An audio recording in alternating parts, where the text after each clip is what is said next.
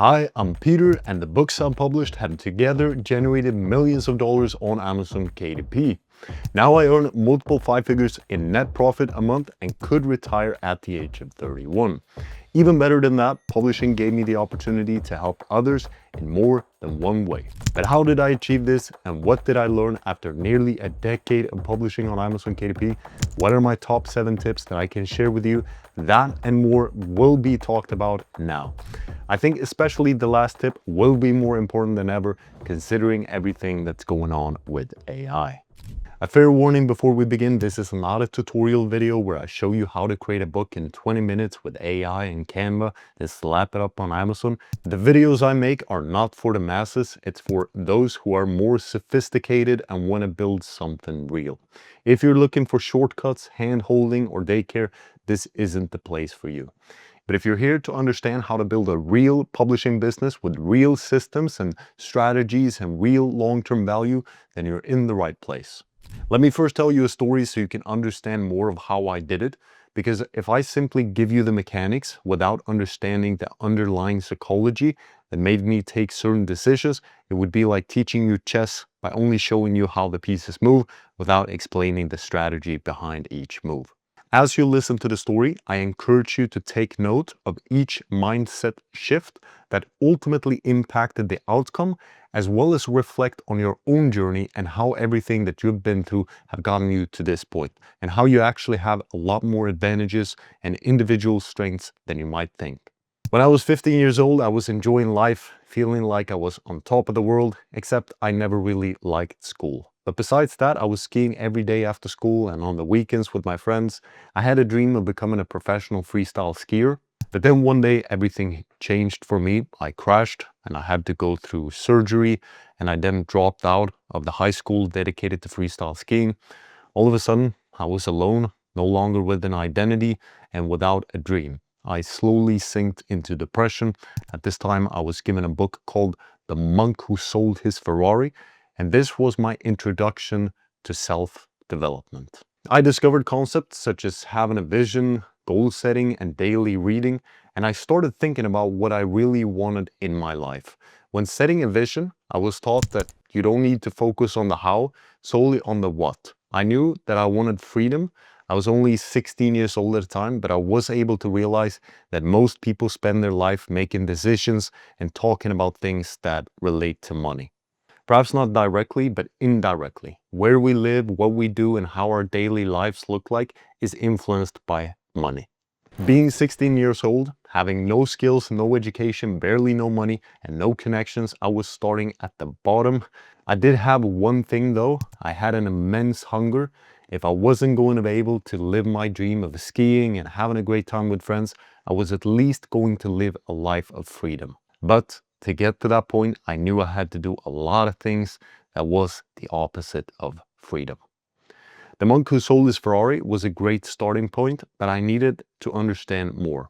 I'd made the connection that money equals freedom, but I still didn't understand how, and I was lacking a vehicle to generate money. I slowly learned about investing, and that if you invest money in, for example, an index fund, then that money can produce more money.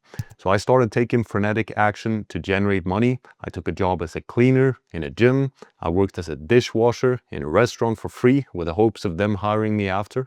They never did. I also worked in a metal factory. At all these jobs, I was hitting a ceiling. My salary was fixed, but I had one job where it wasn't, and that was sales. I was working in a telemarketing company. In my best month, I made almost $6,000, which was great as an 18-year-old. I liked the fact that I could control the results. If I wanted to make more, I simply had to dial more calls. At this time, I'd started school again to finish my degree, and I used to go to the telemarketing company at lunch to make a few calls, then to return again after school and work the evening until 9. I was making progress, I was saving up money, but then I made some stupid decisions that made me lose it all. At 20 years old, I was finished with school, I was 5 years into my quest of achieving freedom, and probably around 100 books read on finance, self-development, and philosophy, and I still didn't have anything to show for it. I took a job at a fish factory in Norway, again with the mentality of saving up money to invest in something that could produce money, and the only options I really saw was an index fund and real estate. After about 6 months of living in Norway, I was at a breaking point. I was tired of being a cog in a machine, having other people telling me what to do, and the bosses being able to decrease my salary, which they did. And I also didn't relate to the people around me. Here I was with my big vision and all this knowledge about self-development. For example, that you become the average of the 5 people you spend the most time with. And all I heard was people complaining and conversation about meaningless stuff. They were complaining about the bosses, about the work conditions, and if another topic was brought up, it was usually something with sports or something that was on the TV. So nothing that had any direction towards freedom or a better life. I still had the habit of reading, and one of the books I was reading at that time was The 33 Strategies of War. In that book, the author discusses a strategy called the death ground strategy, which is about burning your boats and only having a plan A. The idea behind this strategy is that when you have to sink or swim, you will unlock new levels of creativity and intelligence as you are pressured to come up with solutions.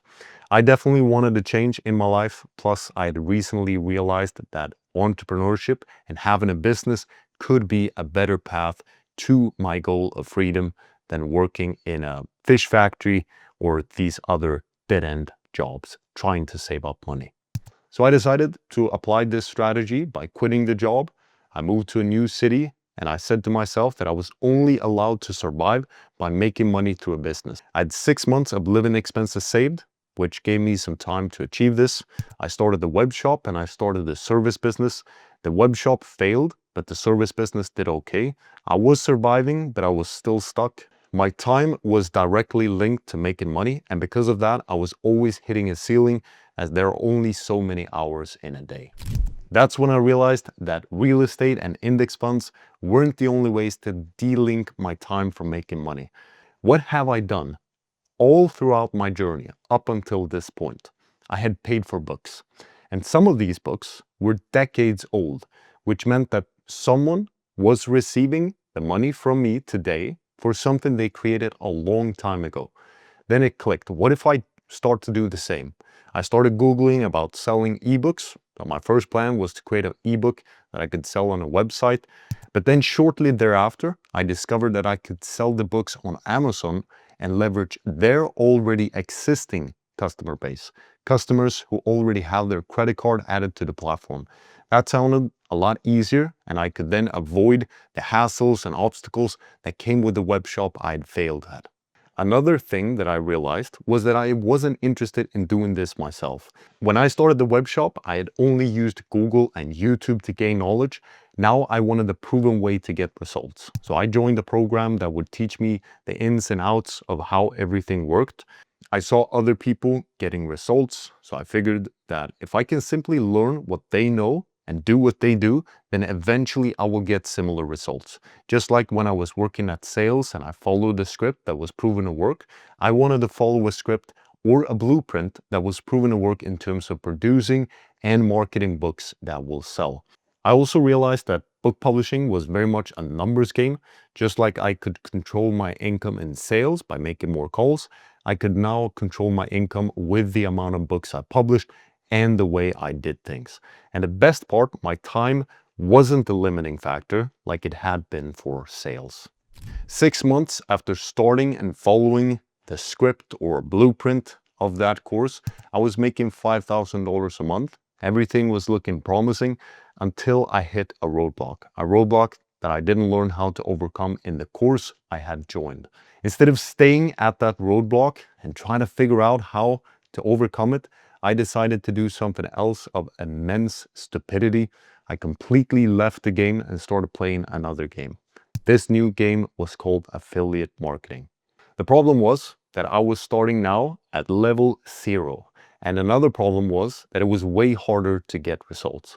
After 6 months of stopping book publishing, I realized that my books that I published almost a year ago was still paying my bills.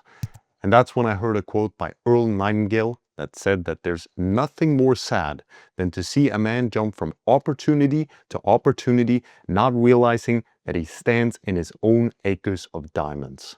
Meaning that I was looking for something else when I already had something that was proven to produce results.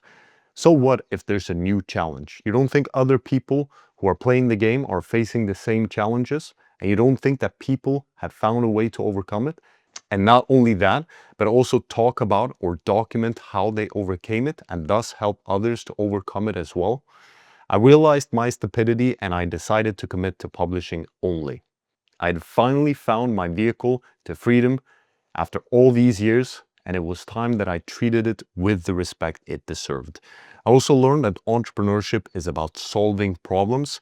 It's not about copying other people's solutions all the time. So I started thinking more for myself, and shortly thereafter, I started a brand. I was going to go my own way while still paying attention to the market. I used to work while listening to YouTube videos about self-publishing, and sometimes I would hear the current gurus say that publishing books have a limit of around $10,000 per month, and that after that, you should look for bigger and better opportunities. I ignored this advice and stayed in my lane, which was publishing. My thought process was that if there are 10 publishers that are making $10,000 a month, then what is stopping one publisher from making $100,000 a month? The only thing that is really stopping that publisher is a system. The books I was reading at the time had also evolved and become more specific. I no longer felt I needed general mindset books, but instead I wanted books that made me think more like the best entrepreneurs and CEOs. I now read books like Built to Sell, Good to Great, and Great by Choice. I discovered that the leaders of top performing companies were operating in a different way than the average performing companies. The top CEOs were clock builders instead of time tellers, meaning that they wanted their companies and the team to produce value beyond themselves. They focused on getting the right people on board, building systems and a culture of excellence. They were working towards something bigger, something that motivated the people on the team. Their habits, and thus the habits they instilled in the companies, were also different. They were ruthlessly consistent, doing the 10-mile march every day instead of sprinting and then stopping. I implemented all these principles in my own way of doing things, and since then, I've always published at least one book every week, and the business has been growing steadily year after year. Hopefully, through listening to this story, you made at least a few connections or at least got reminded about connections that lead to better results. The first one is that we don't need to know how we're going to get to our vision. We simply need to start with what, and then the how will appear along the way. The vehicle that will take us to our destination will arrive as long as we stay focused on what we want. The second and perhaps the most obvious one was that book publishing is a superior vehicle for achieving freedom. To save up money and then invest in index funds is way too slow of a path and will require a lot of money saved up to create a significant amount of money, which will lead to freedom. About 5 years ago, I also invested in a rental property. I lost around $100,000 on it and hundreds of hours dealing with different headaches, such as tenants not paying on time, things breaking, so on and so forth. I am not going to go that route again. With book publishing, on, for example, KDP, we have several points of leverage. We're leveraging a platform that already has the infrastructure and customers. We don't have to deal with customers not paying the bills, and the income is being generated while we're sleeping. The third is that I didn't wing it when I started book publishing like I had done for the web shop. I actually paid money for education and invested time in learning things that had practical value, things that were not shared on YouTube. The fourth lesson is that I committed fully after I did the biggest mistake in my publishing journey, which was to stop publishing after 6 months and instead focus on other ventures. Wherever you are in your publishing journey, commit to at least 1 year of growing your publishing business and then only judge the results after a year. I have published 10 books in a series and have all of them feel like failures, only to have the 11th book completely change the trajectory of the brand. And not only quickly pay for all of the so-called failed books, but also provide a steady income of several $1,000s per month. Speaking of brands, the 5th lesson is that I started a brand. With a brand, your individual successes of each book becomes less relevant, as every book you publish under the brand has a chance to leading to more sales of the other books in your series.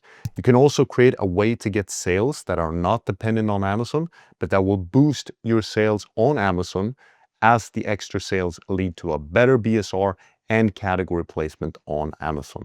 You can also get reviews in a way that is not dependent on any review platform, etc. Lesson number 6 is that I treated publishing like a real business. I didn't listen to the gurus saying that I should look for bigger and better things. I learned real business strategies on how to attract and keep talent, build systems, and scale. The majority of people publishing on KDP, they treat it like a side hustle or a hobby. Imagine someone treating a restaurant business or other brick and mortar businesses like that. This doesn't mean that a restaurant owner or a business owner or a publisher need to work like crazy in order to make it.